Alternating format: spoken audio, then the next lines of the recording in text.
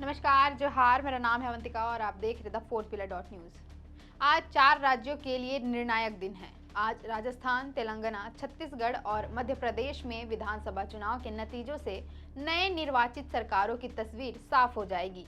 आज सुबह 8 बजे से ही इन चारों राज्यों में मतों की गणना शुरू हो गई है और अब रुझानों ने भाजपा, कांग्रेस सहित सभी राजनीतिक दलों की धड़कनें बढ़ा दी है। इन 4 राज्यों के चुनावी नतीजों से आगामी 2024 के लोकसभा चुनाव को लेकर भी कई बड़े राजनीतिक संकेत मिलने वाले हैं। एक तरफ राजनीतिक विश्लेषक इन आंकड़ों को मतकर आज से यह बताने में जुटेंगे कि 2024 की अनुमानित सियासी तस्वीर क्या होगी, वहीं दूसरी ओर तमाम राजनीतिक पार्टियां इन 4 राज्यों के नतीजों से यह पता लगाएगी कि वे 2024 के चुनावी समर के लिए कितनी तैयार हैं। बहरहाल 2024 की बात बाद में, फिलहाल राजस्थान, तेलंगाना, छत्तीसगढ़ और मध्य प्रदेश की चुनावी आंकड़ों की ही बात कर लेते हैं। सबसे पहले बात शिवराज सिंह चौहान वाले मध्य प्रदेश की। मध्य प्रदेश में विधानसभा की कुल 230 सीटों पर 17 नवंबर को चुनाव हुए थे। अभी तक प्राप्त रुझानों की माने तो बीजेपी मध्य प्रदेश में आगे चल रही है।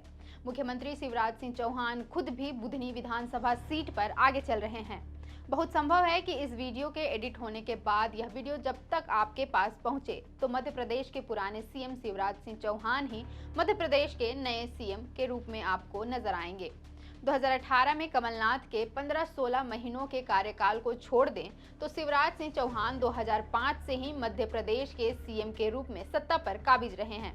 कांग्रेस लंबे अरसे से मध्य प्रदेश में अपनी खोई हुई जमीन की वापसी के लिए लगातार प्रयासरत रही है, लेकिन इस बार भी मध्य प्रदेश में कांग्रेस की खोई जमीन की वापसी आसान नहीं दिख रही है।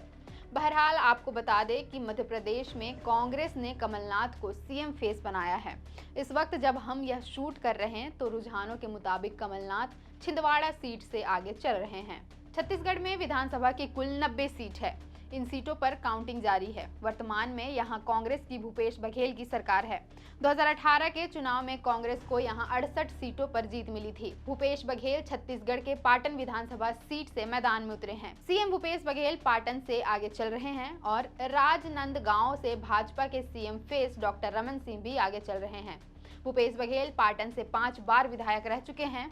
2018 में भूपेश बघेल की सरकार बनी, वहीं साल 2003, 2008 और 2013 में डॉक्टर रमन सिंह की भाजपा की सरकार रही है। अब तक प्राप्त रुझानों की माने तो छत्तीसगढ़ में भाजपा की वापसी हो रही है। फिर से एक बार छत्तीसगढ़ में भाजपा सरकार बनाने वाली है। तेलंगाना में पिछले चुनाव में केसी राव मुख्यमंत्री बने, लेकिन इस बार केसी राव के लिए यह राह मुश्किलों से भरी दिख रही है। तेलंगाना में कांग्रेस आगे बढ़ती नजर आ रही है। हालांकि चंद्रशेखर राव इस बार 2 सीटों गजवेल और कामारेड्डी से मैदान में हैं। चंद्रशेखर राव को कामारेड्डी सीट से कांग्रेस प्रदेश अध्यक्ष रेवत रेड्डी ने पछाड़ दिया है। वहीं गजवेल सीट से सीएम राव आगे चल रहे हैं और कांग्रेस के थोमकुंता नरसा रेड्डी दूसरे नंबर पर हैं।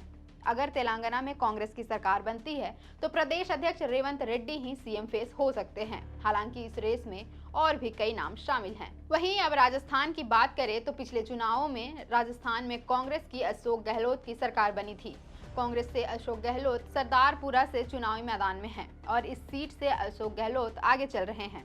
वहीं बीजेपी ने इस सीट से महेंद्र सिंह राठौर को गहलोत के खिलाफ उतारा है। बीजेपी ने राजस्थान का चुनाव सीएम पद के लिए किसी नेता का चेहरा आगे किए बिना ही लड़ा था। राजस्थान में वैसे तो भाजपा से वसुंधरा राजे सिंधिया को सीएम फेस माना जा रहा है, लेकिन इस दौड़ में भाजपा से बालकनाथ, दिया कुमारी, सीपी जोशी का भी नाम लिस्ट में जुड़ा है। वसुंधरा राजे झालरापाटन सीट से मैदान में उतरी हैं। वसुंधरा 2003 से लगातार झालरापाटन से विधायक हैं। 10वें राउंड की गिनती में वसुंधरा कांग्रेस के रामलाल चौहान से आगे हैं। जब तक यह वीडियो आप लोगों तक पहुंचेगा तब तक रुझानों में बदलाव हो सकते हैं। आज शाम तक इन चारों राज्यों के स्पष्ट नतीजे घोषित कर दिए जाएंगे। वहीं कल 4 दिसंबर को मिजोरम विधानसभा चुनाव के भी नतीजे सामने आ जाएंगे। इन 5 राज्यों के चुनावी नतीजों को 2024 के लोकसभा चुनाव के लिए काफी अहम माना जा रहा है। इन 5 राज्यों में जिस तरह के नतीजे सामने आएंगे उससे लोकसभा चुनाव में भी असर पड़ने की संभावना है। फिलहाल के लिए इतना ही। देखते रहें the fourth pillar dot news. अगर आप चाहते हैं कि हमारे वीडियोस का नोटिफिकेशन आपको बिना देरी के मिलता रहे तो आप इस चैनल को फॉलो और सब्सक्राइब जरूर कर लें। बाकी आप हमारे काम को लेकर कोई सुझाव हमें देना चाहते हो तो कमेंट बॉक्स में आप सादर आमंत्रित हैं। इसके अलावा हमारे वीडियोस आपको अलग अलग ठिकानों जैसे फेसबुक, इंस्टाग्राम, ट्विटर पर भी देखने को मिलेंगे। जिसके लिंक डिस्क्रिप्शन में डाल दिए गए हैं। शुक्रिया।